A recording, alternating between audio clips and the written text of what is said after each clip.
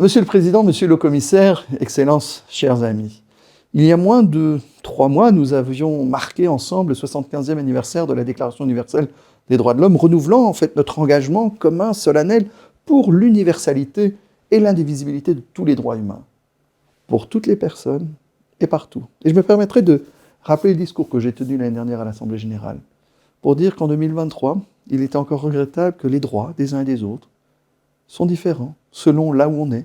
Si on est une femme, si on est un homme, si on est blanc, si on est asiatique, si on est noir, si on est juif, si on est musulman, si on est catholique, si on est hétérosexuel, homosexuel, et je pourrais continuer encore la liste.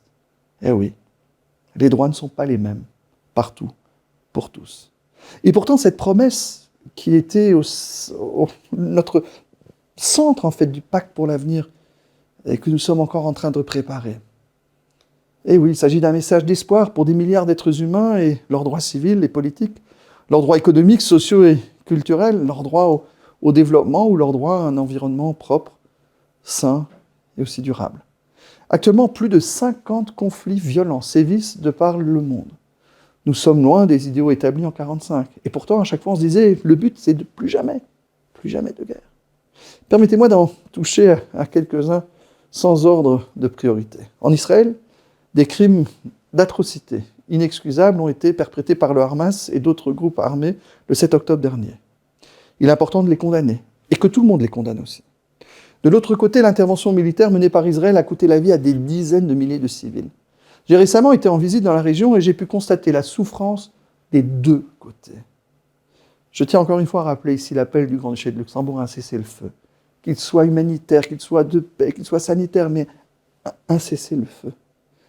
Et aussi une augmentation urgente de l'aide humanitaire et à la libération de tous les otages. Ces trois composantes sont importantes.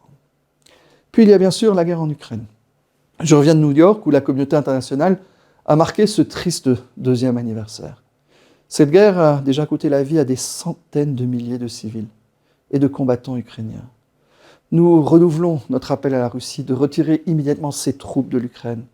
Et l'Ukraine peut compter aussi sur notre soutien indéfectible. On ne peut pas accepter la loi du plus fort et la loi du voisin qui pense mieux connaître ce qui est bon pour quelqu'un. Au Soudan, des millions de civils ont également été déplacés de force par un conflit entièrement attribuable à 2 généraux qui ont renversé l'ordre constitutionnel et démocratique contre la volonté des Soudanaises et des Soudanais.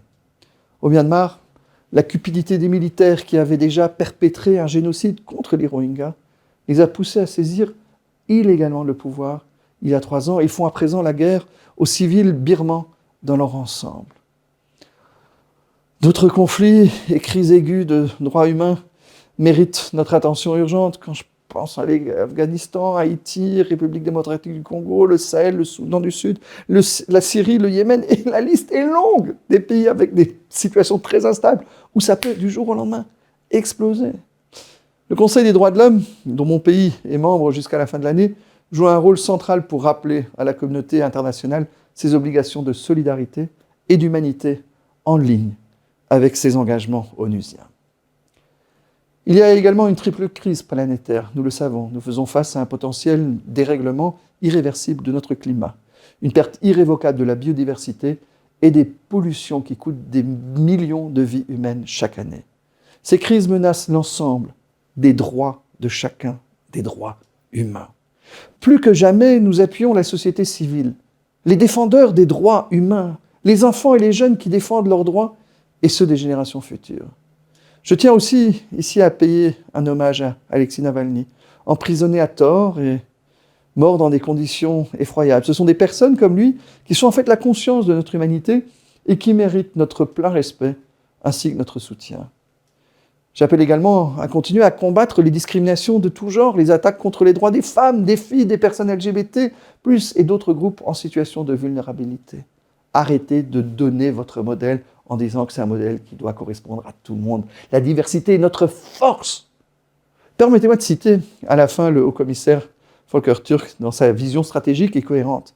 C'est précisément le respect des droits humains qui peut être un puissant antidote à toutes les crises auxquelles nous sommes confrontés. Je vous remercie de votre attention.